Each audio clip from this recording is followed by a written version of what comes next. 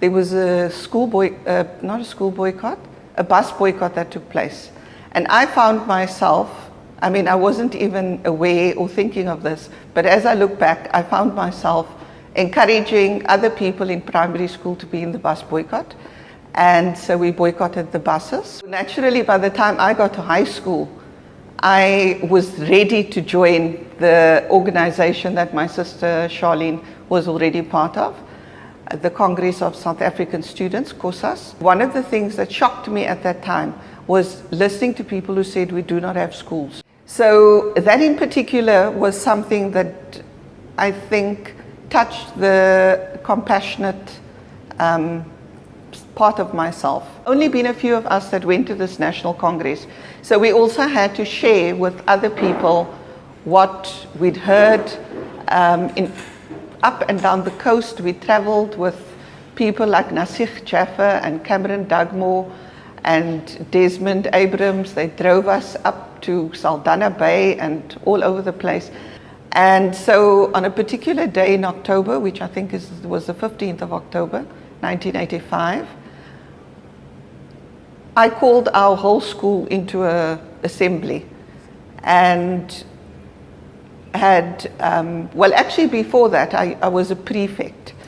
So one of the things that we had decided was we're not going to be prefects. This was around the country. We said, no, we don't want to be prefects. Prefects are the friends of the principal. We're going to be SRC members, and we're forming SRCs. So I led our prefects in handing in our badges, and about 1 or 2 people stayed. But so that already had brought together a strong group of people who was then saying, we're going to boycott, and we are boycotting. And so the next week we had this assembly.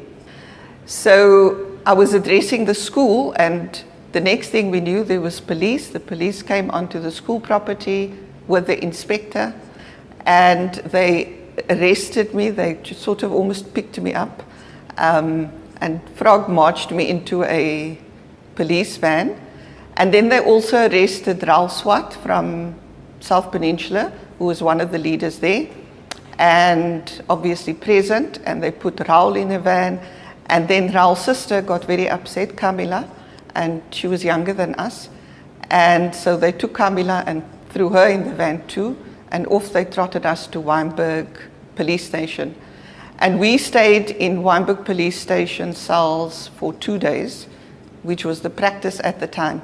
So while we were there that day, just increasing numbers of school children were being brought in, had been arrested. And after our 48 hours, Camilla and I got taken to Paulsmoor with Raul, and so we were all together and we felt a bit okay, and we got to Paulsmoor, and we didn't know we were going there, but we could see when we arrived. And then they took him away, and that made us a little afraid, because now we were definitely separate. And they put us in single cells, and when we got to the single cells, there were some other girls from Atlantis that had been arrested that were also boycotting school. We stayed there for 2 weeks. And it was quite I think a scary experience, because we were in single cells. So if you're in a single cell, you can see the person opposite you, and there's people next to you, and you can, there's like rows across from each other of cells. And the only time that you actually let out is to eat and to have an hour of exercise in the day. So maybe there was 2 hours, maybe 1 in the morning, 1 in the afternoon. I really don't recall, but I know there was 1 hour. So most of the time you're actually alone, and you have to shout at yourself through, at others to communicate. And then, so after 2 weeks, they took us to court, and we were charged with something that I don't remember. The 3 of us, Raul, Camilla, and myself. But by the time the next court date arrived, they kicked the case out. And so we were of the luckier ones. Some others in that same period and the intensity of that time when we had been arrested, had gotten arrested, which was the Wynberg 7. And their cases were not kicked out, so they actually went to jail. When I was released, it was the 25th of October, 1985. And the schools could, because I was in matric, matriculants usually end their school year earlier. So the matrics had just ended because matric exams, technically speaking, were starting.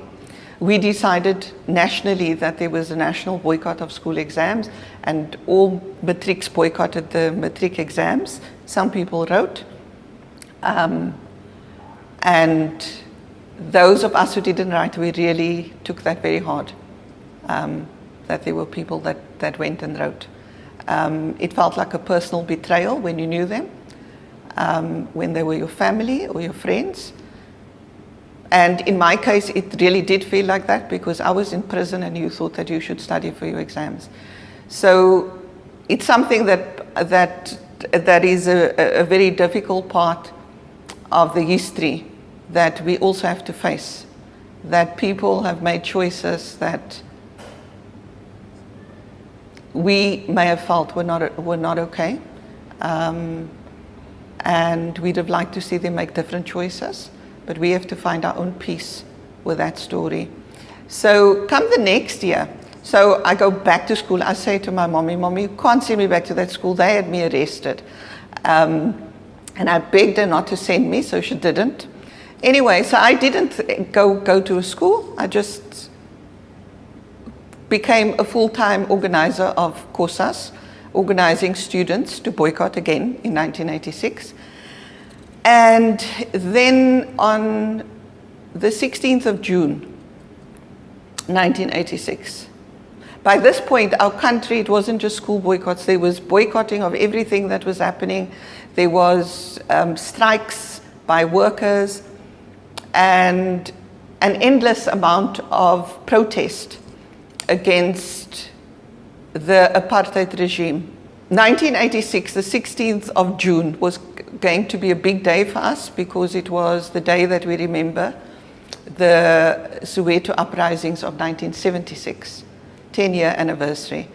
And so early hours of that morning, midnight really, a state of emergency was declared, and there was a long list of names of people around the country that had to be arrested, and the police came and arrested all these people, and somehow little me of 18 years old was amongst the people on this long list of people.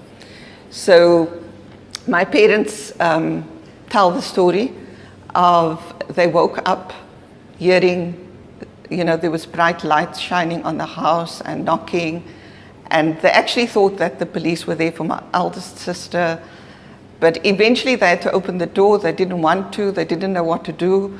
They tried to throw things away and flush things down the toilet, and they were frantic, but there was nothing. My dad went to the back door because they didn't want to open the front door, and then he saw that there was people at the back door as well. So the house was surrounded with soldiers with guns, police or whatever they were, whoever they were, and they asked for me, and we all slept, two of us in one room and two in another. We're four sisters, and we were actually all engaged in all the political activity we could possibly be. So they came, and they didn't seem to be aware of that. They just looked for me. And so my parents were quite fearful at what was going to happen, but then they only took me, and somehow my sister slept through all of this. And so this was the middle of the night, and then off we went, and that was like super scary because I don't know the road to Paulsmoor from my house. I stayed there till the 25th of October, no, not the 25th of October, stayed there till about middle of September, but they put us in communal cells, and some of that experience was much better than the first time, although the period was longer. We found ourselves with stalwarts like Liz Abrams, who spoke to us and educated us, and we were young, a lot of the people that were there. So she gave us a good education of the struggles from before. So the experience of being in the communal cells for me was much more positive. It also brought people were in the cells regardless of the divisions that existed in the country at that time. So at that time, colored people were in colored areas, so-called colored people, and Xhosa people were placed in Xhosa communities. But here we were together, and we lived together, and people plaited each other's hair and shared stories about their lives. And so there was also a learning in terms of culture and language in that space. And so we made friends. And mid-September, I was then removed from the communal cells and taken away to solitary confinement, which was, I was held in Ravensmead police station for a very long time, till my release, which was again the 25th of October, the same date as the previous year. And in that time, it was hard because there was absolutely nobody spoke to you. I asked to see the chaplain from Paulsmoor because it was actually our local priest, Father van der Spey. So, and Father van der Spey used to come to Paulsmoor and he'd have the Muslims in the church and everybody. And people would just come because there was a person you could connect with from outside. The atheists were also in the church and the communists, and we just all went. And so I asked for him, and I think they let him come once, but they didn't let me see anybody other than the Lieutenant Burger that was interrogating me in that time. And I never said anything to him ever. And I think he was a bit confused by the fact that I could just sit there and I wasn't sad or anything. I'd just be like, I've got nothing to say, but I didn't even say that. I just never spoke to him. So he'd come and he'd talk and he'd ask questions and he'd say threatening things and he'd eventually leave and return, and it just repeated. Until he decided that, okay, he's not wasting his time with me. Again, I'm thankful that in spite of the solitary confinement, I didn't experience any other kinds of torture, whereas I was truly at the mercy of this man. And in that time, they wouldn't give me anything to read, so I asked for my school books, but I didn't really get them. Then I asked for a Bible, so I read the whole Bible, start to finish, and which was an interesting thing to do. I think in my life I would not necessarily have done that otherwise, as much as I love reading. But it was the only thing that I had in that time. And yeah, I got released, as I say, on the 25th of October. And being released, coming back, found that the world had changed, but the world had also stayed the same. Friends had gone. Where did they go? They left the country. What did that mean? And finding that still there was a struggle to be fought, and one just had to continue on that road. And even today, we're still on that road, because the struggle was not only against something, but for something. And so today we struggle toward true freedom, where we can choose, where we have the capacity to choose the path that we'd like to walk in our lives, and where we have what we need, the basics to be safe and healthy and happy. Thank you for listening.